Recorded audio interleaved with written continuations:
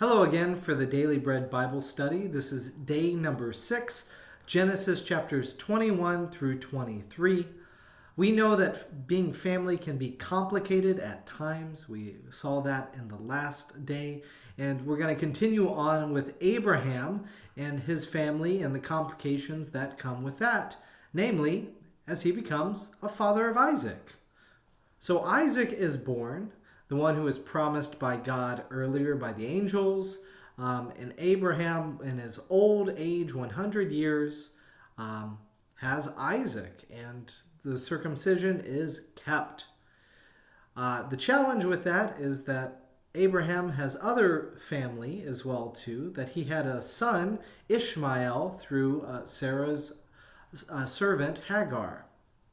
And so because of that, there's tension that arises between Sarah, his wife, and Hagar, his maidservant, and extends into Isaac and Ishmael. So in Genesis 21, verse 8, it says, "The child grew and was weaned, and Abraham made a great feast on the day that Isaac was weaned.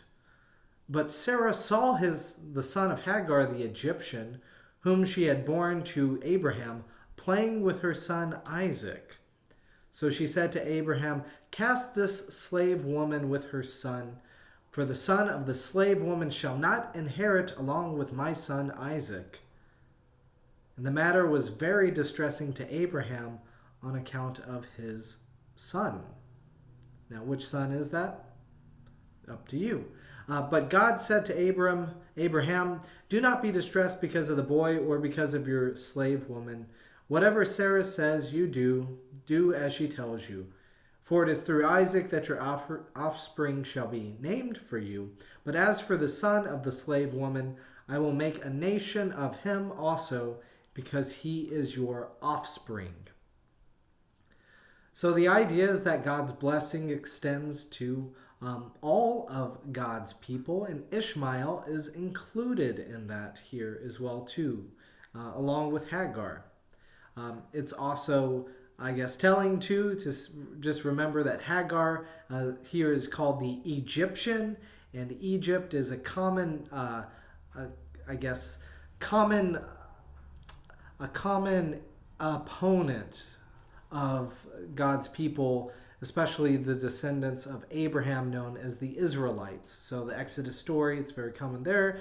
The curse of Ham, or the curse of Canaan earlier, one of Canaan's sons was the father of all the Egyptians. So anyways, this is another, I believe, attempt to talk about the supremacy of those who are in the lineage of the Israelites, of the promised land as well.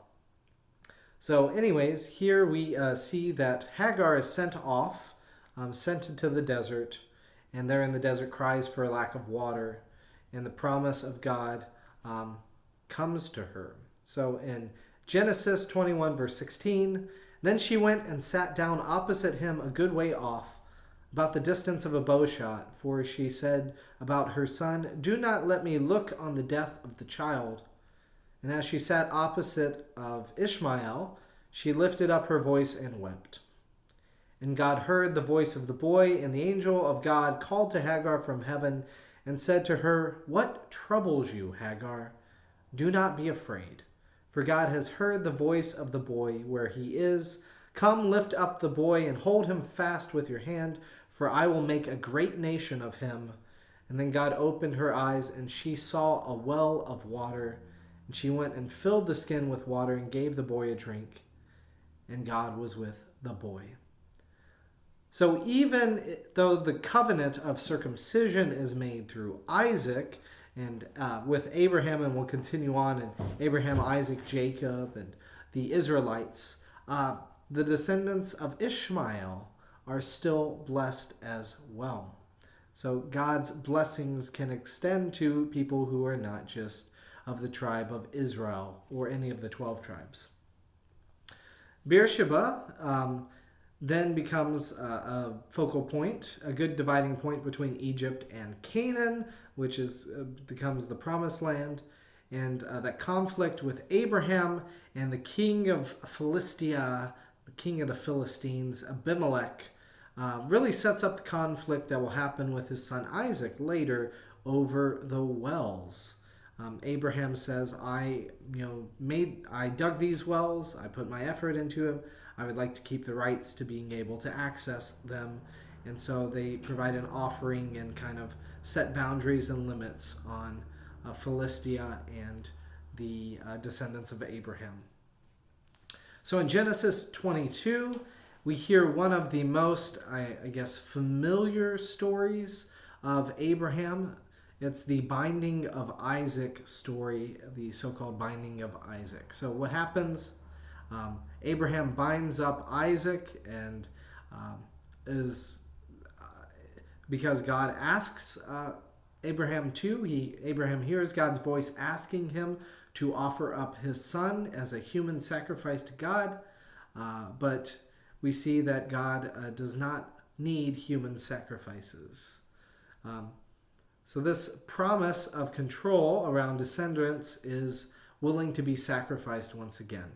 So Abraham was 100 years old before he had Isaac, and he is willing to be able to sacrifice Isaac because the Lord asks him to do that. Abraham trusts the Lord to provide and gets a blessing by God because he has obeyed his voice. So let's pick up the story in Genesis 22, verse 10. Abraham reached out his hand and took the knife to kill his son. But the angel of the Lord called to him from heaven and said, Abraham, Abraham. And he said, Here I am. The angel said, Do not lay your hand on the boy or do anything to him, for now I know that you fear God, since you have not withheld your son, your only son, from me. And Abraham looked up and saw a ram caught in a thicket by its horns. And Abraham went and took the ram and offered it up as a burnt offering instead of his son. So Abraham called the place, The Lord Will Provide. As it says to this day, On the mountain of the Lord it shall be provided. So the mountain of the Lord makes me think of Mount Horeb. I am, at this moment in time, I'm not sure what the traditional site of the binding of Isaac is. But it should be readily available to find online if you're looking for that. In Genesis chapter 23, we see that Sarah dies and Abraham does not take anything from the Hittites.